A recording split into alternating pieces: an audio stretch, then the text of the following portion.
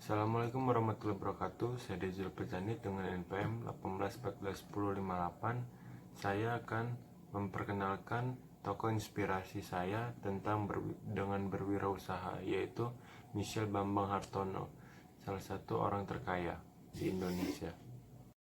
Michelle Bambang Hartono adalah salah satu orang terkaya di Indonesia. Oleh karena itu, beliau sangat menginspirasi saya dalam berwirausaha. Biografi dari beliau, yang pertama, beliau lahir 2 Oktober 1939. Dengan di tahun ini beliau masih berusia atau sudah genap usia dengan 80 tahun. Yang lahir di Semarang, Jawa Tengah, Indonesia.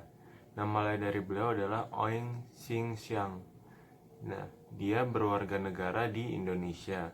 Dengan pekerjaan beliau adalah pengusaha. Kekayaan beliau sampai di kisaran 18,5 miliar US dollar ya.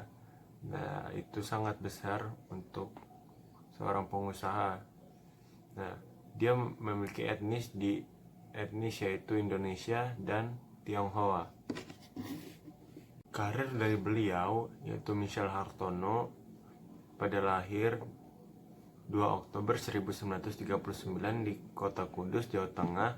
Ayahnya Ong Sing Sing Wan telah memberi sebuah pabrik rokok kretek yang bernama Jarum Gramophone pada bulan April 1951 dan dirubah namanya menjadi Jarum saja. Namun pada tahun 1963 pabrik terbakar dan tidak lama kemudian Oing Wi meninggal. Michelle dan adik laki-lakinya Robert Budi Hartono, dan itu perusahaan tersebut diwariskan ke mereka berdua. Setelah menyelesaikan sekolah menengahnya di kota Kudus, Michelle belajar dalam berwirausaha di Fakultas Bisnis Ekonomi dan Bisnis di Universitas Diponegoro mulai tahun 1959. Tetapi setelah itu ia kembali ke Kudus dan karena kematian ayahnya, dan dia belajar di usaha kecil-kecilan, dan setelah itu dia melanjutkan usaha dari ayahnya. Kekayaan dari beliau yaitu Michelle Bambang Hartono tak cuma dari BCA dan Jarum, yaitu grup Jarum lewat GDP Venture.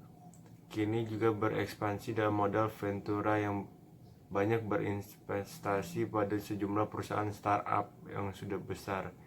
Mengutip dari situs GDP Venture, beberapa perusahaan disuntik modal oleh GDP Venture antara lain Kaskus, Gojek, Tiket.com, Blibli.